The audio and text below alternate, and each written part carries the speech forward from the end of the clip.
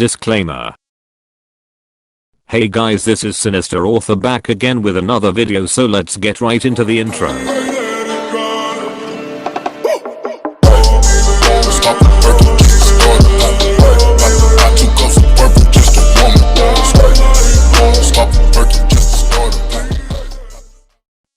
I'm sorry that I haven't posted a video about this series for 2 months, but I'm back and finishing some scripts from left to right, so let's get into the story.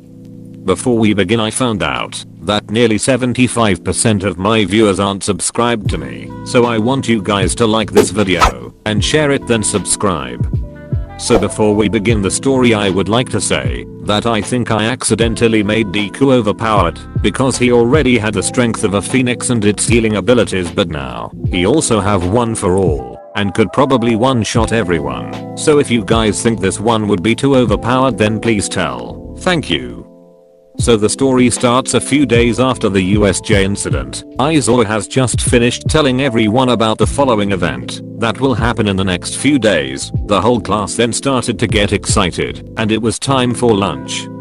During lunch, Deku, Eureka and Ida were talking about what they'll do in the sports festival and why they want to become heroes.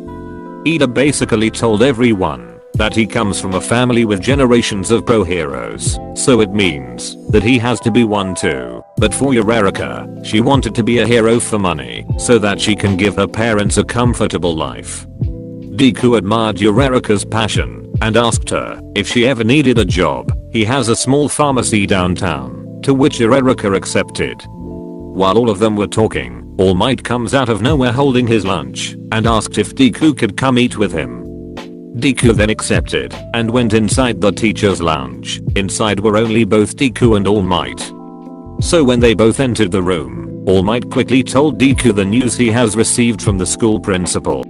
I don't know how to say this, but we heroes just recently received news about the USJ perpetrators. All Might said, the guy who was in charge had a childlike personality which makes him dangerous. Deku then frowned and asked if there were any more news. To which All Might smiled that he is now fully healed after checking up with one of Japan's best doctors. Deku then smiled and also told All Might that his powers has evolved and is changing. All Might, I want to tell you that ever since I inherited your quirk, my own one has drastically evolved. Deku said, my flames couldn't always burn people, but during the USJ attack, I discovered a new technique that allows me to produce ashes that burns whatever they touch, and that even with the tip of my finger I can disintegrate someone. All Might was shocked to what he just heard and questioned if Deku could be the strongest being alive. That's not all. Deku smiled because the strength of one for all and its boost it gave me, I can use it at full power using my regeneration. Shocked, All Might held Deku and asked him if there were more changes. He needs to come and meet him to quickly take care of everything. By the way, young Izuku, I want you to introduce yourself later in the sports festival as your generation's next symbol of peace. All Might laughed. Deku then smiled and agreed, and they both happily ate their lunches together. Later, after school has finished, Class 1A tries to leave their homeroom, but they find that the exit to the classroom is blocked and crowded by students from other classes. Meanwhile, Bakugo goes up to the door and explains that they are checking out the class who won against a villain attack before the festival starts. He then threatened them to go away and to let them out. Someone in the crowd then goes to Bakugo and said that he would want to be able to transfer from the general department to the hero course if it's possible. Then Tetsu from class 1B goes up to Bakugo and told them to not get arrogant with them because they'll embarrass themselves on the day of the event. Deku then smiled and see that everyone has the same goal, and it's to aim for number 1.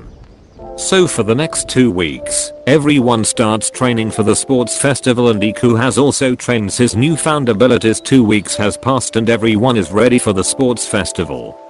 In the class 1 waiting room, just before they are about to head out, Todoroki approaches Deku and states that he is equally as strong as Midoriya, but his quirks could probably freeze his flames, and also that he suspects he and All Might have a special connection like the secret love child.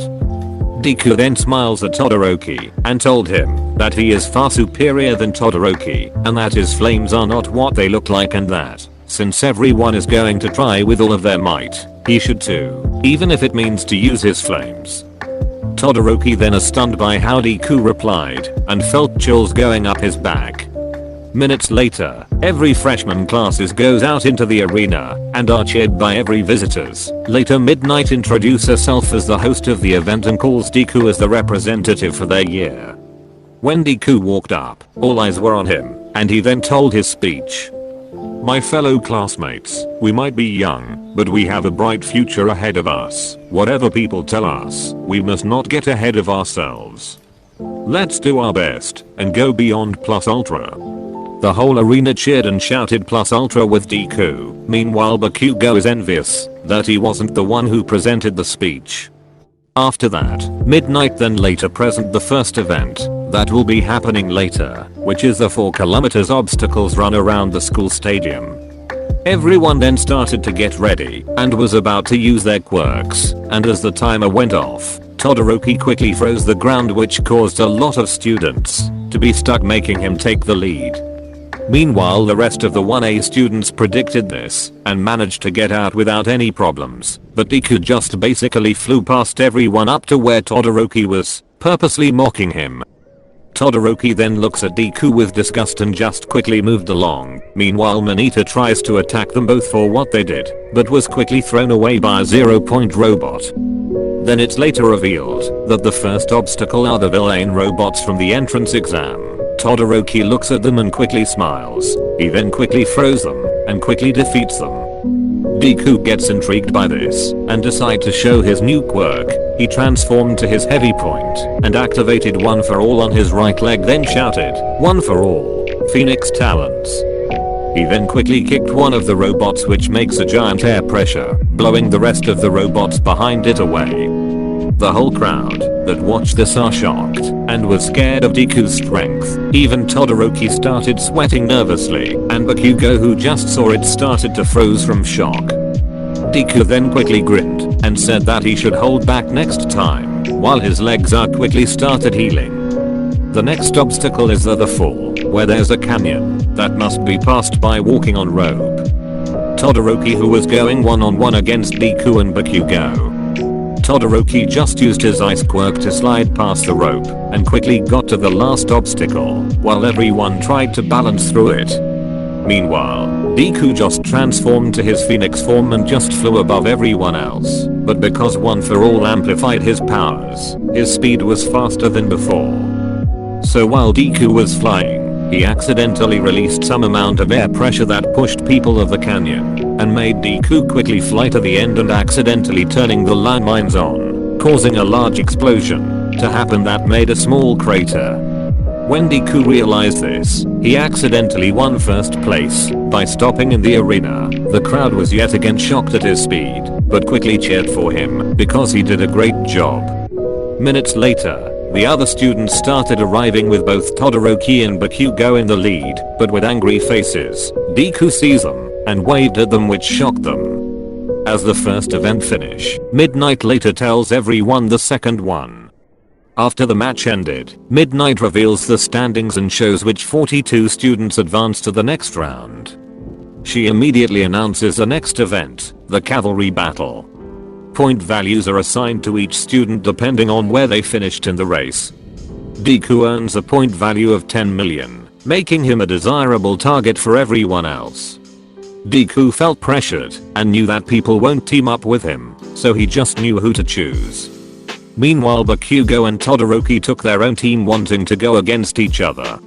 There was only one person that Deku really wanted to work with, and it was the one and only Tokoyami. Why, you ask? It's because Bird Squad.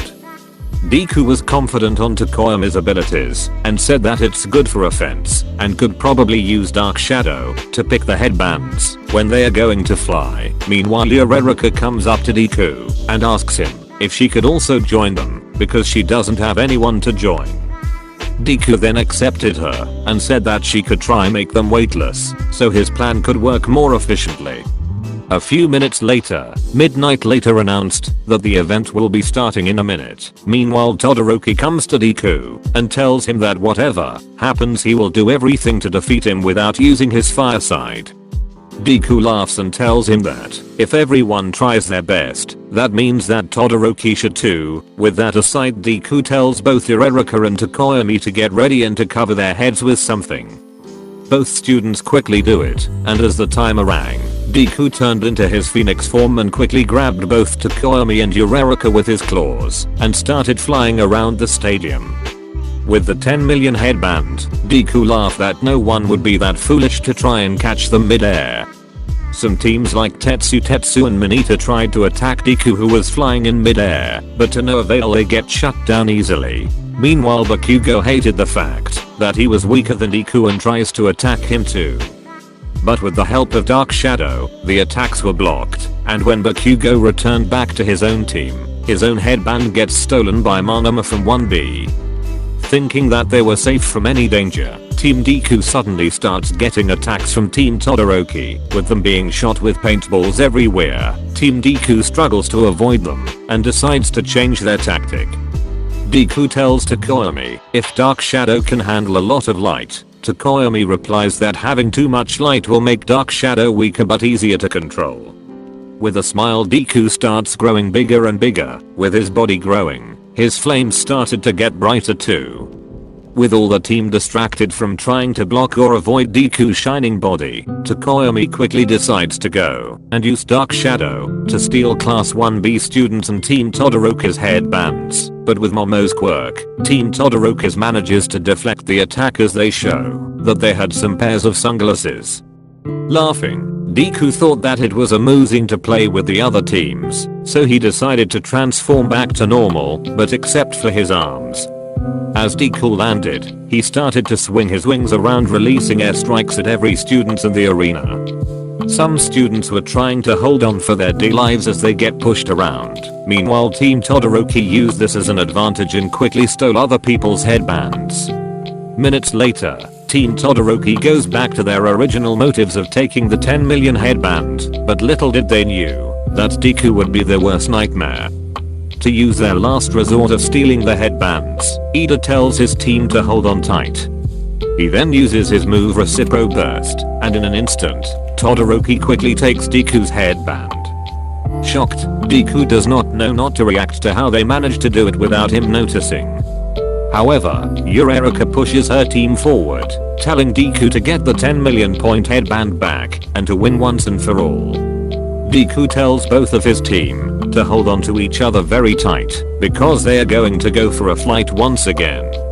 With this, Deku transformed into a phoenix, then quickly grabbed Tokoyami and Uraraka. He then started to fly towards Team Todoroki, ready to take the headband back. Deku was ready to throw hands at Todoroki and use one for all on him, but Todoroki notices this and unconsciously started using his fire side in response. With this, Deku took it as an advantage and swung his wings to disperse Todoroki's flames, adding one for all to it. The swing released such a strong wind pressure that it destroyed half of Todoroki's clothes and even knocked some of the audience. With such a strong, devastating blow, Todoroki was stunned and caused him to lose the 10 million headband when Deku flew towards them faster than the speed of sound. Holding two headbands on his mouth, Deku quickly tells Tokoyami to grab it and check if it's the correct one. Tokoyami then confirms that they got their headbands back with also another one. For the last 10 seconds, Team Midoriya and Team Todoroki charge, preparing to clash again as Team Bakugo arrives, but are too late to join the battle as the battle event ends. With Deku number 1, Todoroki second and Bakugo third, while crying on the floor. After the cavalry battle ends, the sports festival takes a 1-hour break. Todoroki takes Deku aside to confront him as Deku wonders what Todoroki wants. Todoroki explains that Deku made him break his pledge to never use his fire side, but Deku insisted that if Todoroki used his flames, it would have helped him in more than taking the headbands. After realizing about Deku's strength, Todoroki quickly states that Deku's quirk is quite similar to All Might, except to when he turns into a phoenix, of course. This then quickly alarms Deku, but only to have Todoroki respond by saying that he could be All Might's illegitimate child. With that all aside, everything happened the same as in the anime, with Endeavor confronting Deku with the same, and asked him to convince, or force his son, to use his fire side. The battle tournament begins with Deku vs Shinso. On this timeline Deku did the same thing, and avenged his friend, causing Shinso to brainwash him to go out. The only reason I'm doing this is I want Deku to see the silhouettes of the previous one for all users. This then alarmed him, and accidentally transformed his right arm into a wing, and swung it at Shinso in an instant, releasing wind pressure, and knocked him out of bounds. With that in mind, Deku wins the first round. Now we quickly go to Deku vs Todoroki. As the battle began, Todoroki didn't waste his time and quickly attacked Deku by shooting pillars of ice. Deku smiles and used 100% of One for All and punched the ice, making a large wind pressure, knocking Todoroki back and obliterated the ice. Shocked with Deku's powers, Todoroki decided to do a stronger move by doing what he did Zero. He then quickly made a giant ice barrier that trapped Deku inside. Thinking he won, Todoroki was happy that he didn't use his fire side, but to his surprise, Deku turned into a phoenix and started to melt the ice. Deku then started to melt the ice at an alarming rate and quickly went up to Todoroki and quickly kicked him and knocking him back again. Todoroki then used his ice to help him break his fall and not go out of bound, but with this Deku then quickly kicked Todoroki again with pure brute. Todoroki's eyes was about to roll backward, and as he was about to fall, Endeavor shouted his name and told him to use fire side. Todoroki hears this and got back up and used his fire sides, firing at Deku recklessly. Todoroki then started ranting if his dad paid Deku to force him to use his flames, but Deku denied all accusations and told him that he did it to himself. With Todoroki pent up about his emotions, he started using both his fire side and ice side at the same time, and was about to release a strong blow at Deku. The teachers realized that this was very dangerous and could end up really badly. Cementus started to make large walls to stop the attack and reduce the damages, but Deku also got into the zone and started to fly towards Todoroki with One for All 100% all over his body. He was a ticking time bomb ready to explode. As Deku was about to make contact, the walls that Cementus blocked his attack and Todoroki's. With this Deku blew up, and a large wind pressure was released throughout the stadium and even broke some parts of it. With smokes everywhere, the camera focuses primarily on Todoroki with him covered in blood and broken arms. Deku couldn't be seen, but as the smokes cleared, it was shown him on the arena lying around with a broken body and open wounds. His body then started to be covered in blue and green ice flames. Deku then started to slowly rotate and healed back to his normal state. With blood all over him, he out up his arm and shouted that he won victorious. The crowd was too shocked to cheer for him, and the teachers were also trying to check if Todoroki was still alive. Endeavor then came running down to Todoroki and quickly started asking him if he was okay and that if was still alive. He then looked at Deku and quickly grabbed him his clothes and asked him what has he done to his son. All Might sees this and senses that something bad could happen. He flies down to where Deku was, then grabbed Endeavor's arm and asked him to immediately let go of him. Endeavor asks All Might that if his son dies, the blame would go to Deku. Shocked, All Might asks Deku if he could help Todoroki. Deku nodded and started to walk towards Todoroki. Endeavor tried to stop him, but All Might grabbed Endeavor's arm and told him to let Deku do his job. Deku then asked the teachers if they could move back and give him some space. The teachers then quickly do so as they trust him as much as All Might does. Deku then activated his powers and green flames came out of his hands. He then pointed at Todoroki and started to shoot some fireballs at Todoroki. The teachers then tackled Deku down and asked him what he was doing, but Deku told them to slowly look at Todoroki. Suddenly all of Todoroki's wounds started to heal. With this he started to breathe properly but still hasn't retained his consciousness. Deku then asked the teachers if there were anyone on the audience who were badly hurt. The teachers then replied that almost everyone were injured with open wounds, but help are on the way. Deku then said that he accepts his punishment and whatever consequences he would get, but if could go and also help everyone. The teacher allowed him. After witnessing Deku using his powers, Deku then ate one of his rumble balls and transformed into a phoenix with 4 sets of large wings. Deku then started flying around the arena and started to produce greenish feathers that started to fall on everyone. And as the feather starts to hit people, their injuries started to slowly heal.